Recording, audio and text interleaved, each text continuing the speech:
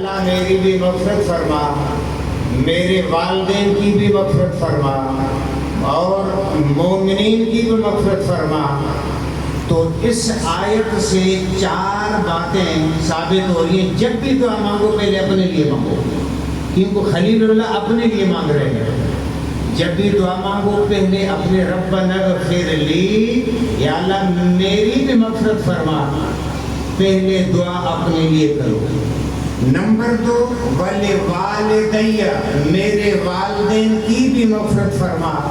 اپنے لیے دعا مانگنے کے بعد پھر والدین کو دعا میں ضرور یاد رکھنا ہے، کیونکہ خلیل اللہ ہمیں تعلیم دے رہے ہیں۔ وَلِلْمُؤْمِنِينَ، اور چوتھی بات یہ یہاں سے ثابت ہو رہی ہے، صرف اپنے لیے نہیں، صرف والدین کے لیے نہیں، تمام فوت شدہ مومنین اور مومنات سب کے لیے بھی دعائے مغفرت ہونی چاہیے، اس میں بخل نہیں ہونی چاہیے۔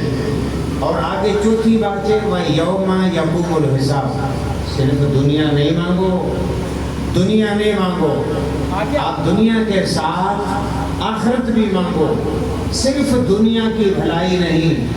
اور یوم یقوم الحساب، جس دن حساب قائم ہوگا، یعنی یوم آخرت، آخرت اپنے لیے دعا مانگو، والدین کے لیے دعا مانگو اور تمام مسلمانوں کے لیے، اور دنیا کے ساتھ آخرت کی دعا بھی ضرور مانگو۔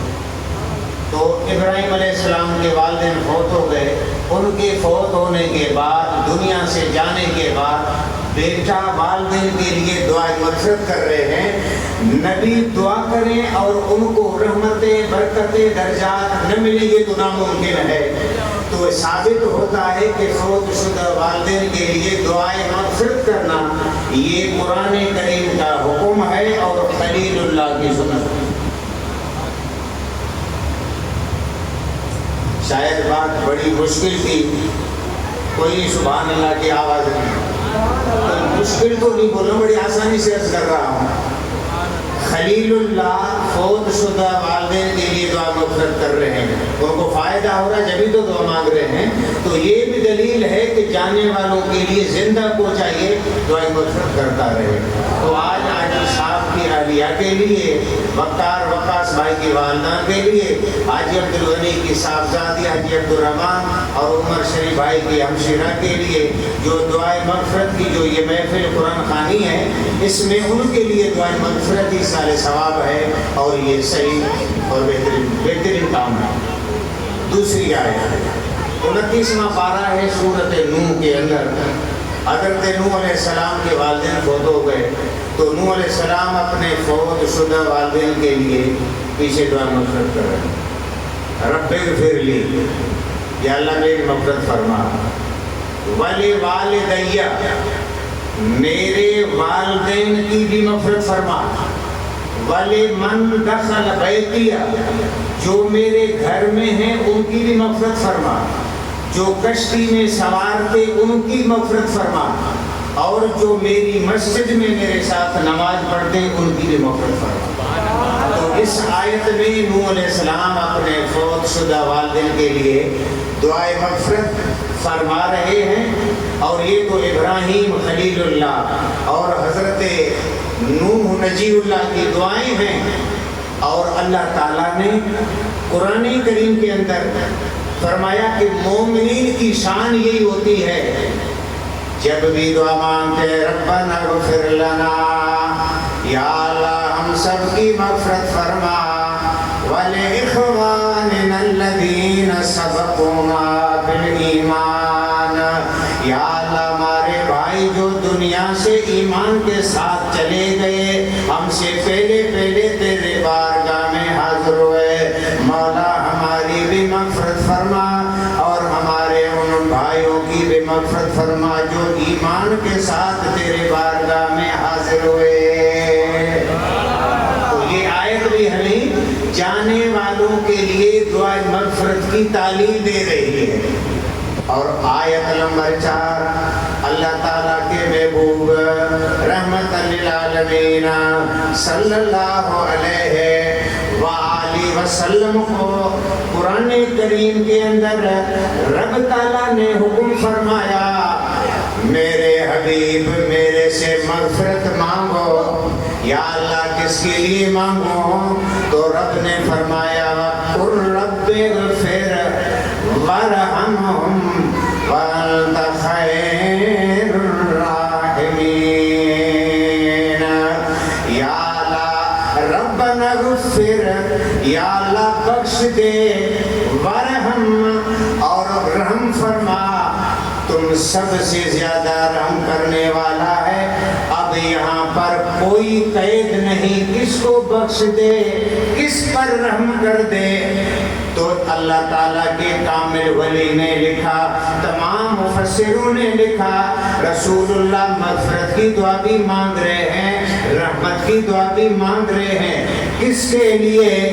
جو دنیا سے جا چکے ہیں ان کے لیے بھی فرما رہے ہیں، جو موجود ہیں ان کے لیے بھی ہو رہی ہے، جو آئندہ آئیں گے سب کے لیے میرے نبی رحمت کی دعا اور مغفرت کی دعا مانگ رہے ہیں.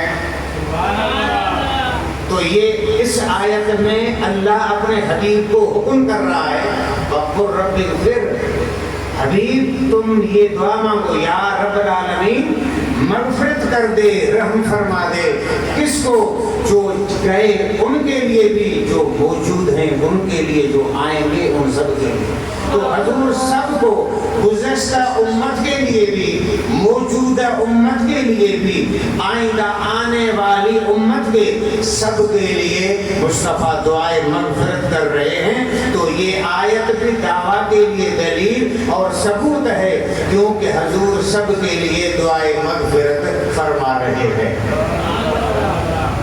اور آیت نمبر 5، خداوند تعالیٰ اپنے حبیب رحمت للعالمین صلی اللہ علیہ وسلم کو فرماتے ہیں، اے میرے حبیب وَاسْتَغْفِرْ لِذَنبِكَ، حبیب آپ اپنی امت کے گناہگاروں کی معافی کی دعا میرے سے مانگا کرو.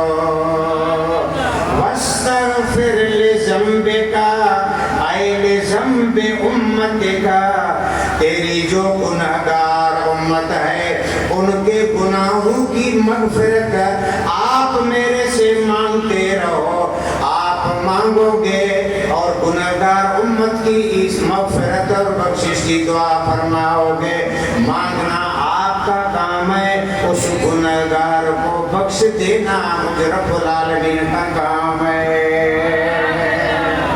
تو یہ چند آیات جو ہیں دعویٰ کے لیے دلیل ہے کہ ایصال ثواب، مغفرت، بخشش کی درجات کی بلندی کی دعا مانگنا نبیوں کی سنت ہے، قرآن پاک کا حکم ہے اور فرمان ہے. اچھا، قرآن کریم کے بعد پھر دوسری دلیل ہوتی ہے حضور کی حدیث، جو حضور کا جو فرمان ہے، حدیث نبوی جو ہے یہ ہمارے لیے دلیل ہے، ثبوت ہے. پہلی حدیث میں عرض کروں، راوی ہیں حضرت بی بی سیدہ عائشہ، نام سنا ہوگا، ام المومنین، صدیق کی بیٹی ہیں، حضور کے حرم میں ہیں، جن کا رشتہ خدا نے کیا تھا. ابو بکر کی بیٹی کا رشتہ مصطفیٰ سے خدا نے کیا تھا. وہ عائشہ صدیقہ رضی اللہ عنہا فرماتی ہیں، روایت کر رہی ہیں کہ حسنین کی نانی، حسن و حسین کی نانی، فاطمہ کی اماں، حضور کی پہلی گھر والی حضرت سیدہ خدیجہ الکبریٰ، جو ہم سب کی ماں ہے، ام المومنین، وہ خدیجہ الکبریٰ حضور جبل نور میں جب عبادت میں ہوتے تھے، ایک ہفتے کا راشن لے کے حضور آتے تھے، تو رات دن وہاں سجدے ذکر، مراقبہ، اعتکاف، یاد الہی، حضور وہاں رہتے اور اسی راشن سے افطار و سحر کرتے اعلان نبوت سے پہلے۔ جب یہ راشن ختم ہوتا پھر حضور جاتے تھے مکے میں خدیجۃ الکبریٰ کے گھر میں، اور کئی مرتبہ ایسا ہوا حضور کا کھانا یہاں پہ ختم ہوتا تو حضرت بی بی خدیجۃ الکبریٰ گھر میں کھانا بناتی، گھر سے کھانا بنایا، روٹی بنائی، کھانا تیار کیا۔ جب گھر سے نکلنے کا ارادہ کیا اللہ تعالیٰ نے جبریل کو بھیجا، جبریل جاؤ میرے حبیب جبل نور میں غار حرا میں عبادت کر رہے ہیں۔ حضرت خدیجۃ الکبریٰ کھانا بنا کر وہاں سے مکے سے آ رہی ہیں، یہ یہاں پر آنے کے لیے تیار ہے۔ جبریل جاؤ میرے حبیب سے میرا پیغام دے دو اور سلام بھی پہنچاؤ، اے حبیب خدیجہ آ رہی ہیں، کھانا لے کر آ رہی ہیں۔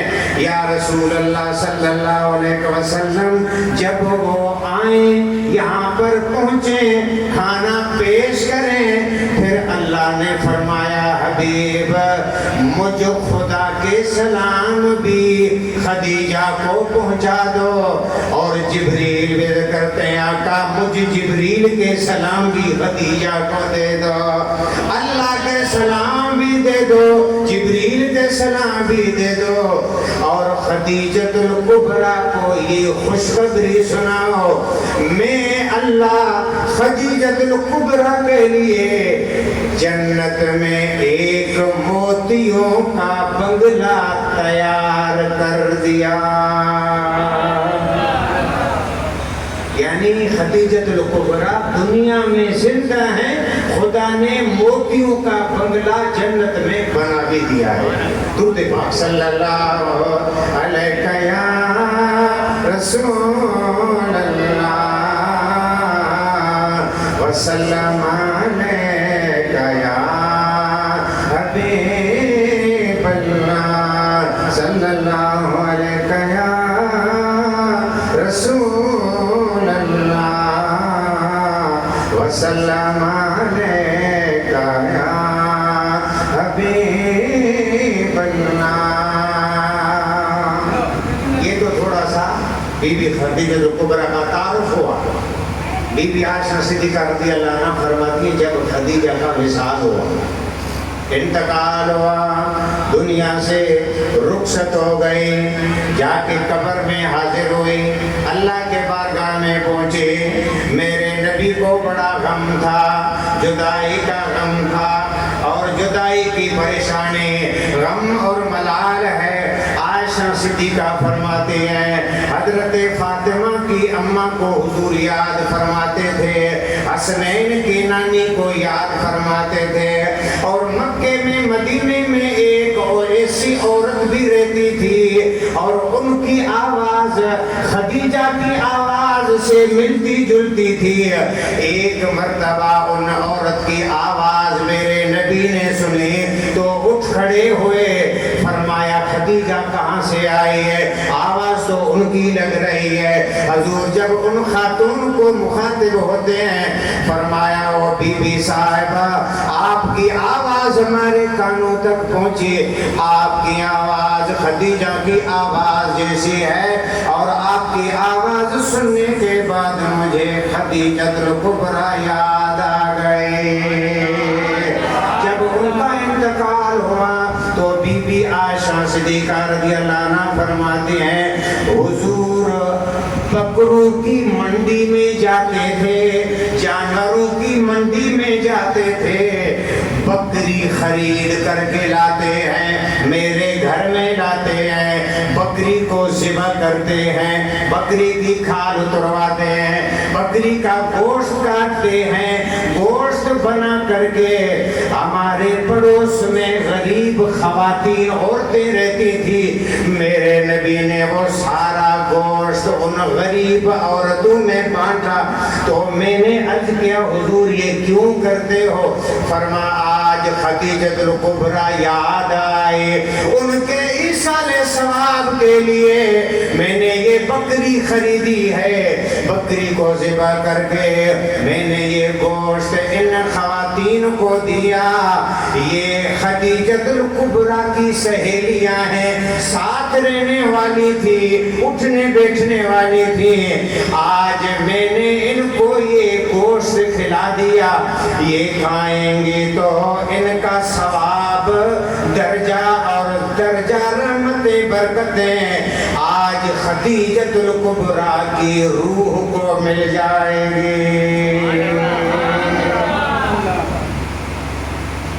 نتیجہ کیا نکلا کہ حضور بھی اپنے جانے والوں کے لیے ایصال ثواب کرتے تھے، کھانے کی صورت میں، گوشت کی صورت میں، دعوت کی صورت میں ان کو بانٹتے تھے۔ اچھا، ایک تو حضور نے یہ عمل کیا، یہ ہمارے لیے دلیل ہے، ثبوت ہے۔ اور نمبر 2 فرمایا یہ کھانا کھائیں گی ان کی روح کو خوشی ہوگی۔ اس کا مقصد ہے کہ ان کو پتہ لگے گا تو پھر خوشی ہوگی، جب پتہ ہی نہیں ہے، علم ہی نہیں ہے تو خوشی کیسے ہوگی؟ نتیجہ یہ نکلا جانے والے کے لیے پیچھے گھر والے جو بھی ایصال ثواب کرتے ہیں ان کو خوشی بھی ہوتی ہے، ان کو یہ پتہ بھی لگتا ہے کہ میرے لیے آج کچھ کیا جا رہا ہے۔ یہ بھی حضور کے عمل سے ثابت ہے۔ اور حدیث نمبر 2 اللہ کے محبوب کے صحابی ہیں، انس نام ہے، خادم 10 سال رسول اللہ کی خدمت کرتے ہیں۔ وہ فرماتے ہیں میں نے حضور کے دربار میں ایک مرتبہ عرض کیا یا رسول اللہ، ہم اپنے میتوں کے لیے، دنیا سے جانے والوں کے لیے، فوت ہونے والوں کے لیے آقا ہم حج بھی کرتے ہیں، عمرہ بھی کرتے ہیں، کلمہ بھی پڑھتے ہیں، قرآن بھی پڑھتے ہیں، قربانی بھی کرتے ہیں، کیا ان کو وہ حج کا ثواب ملتا ہے، عمرے کا ثواب ملتا ہے، قربانی کا ثواب ملتا ہے، صدقے اور خیرات کا ثواب ملتا ہے؟ میرے نبی نے فرمایا نعم، ہاں صحابی، ہاں فرمانے کے بعد آگے نبی نے فرمایا فَإِنَّهُمْ يَفْرَحُونَ بِهِ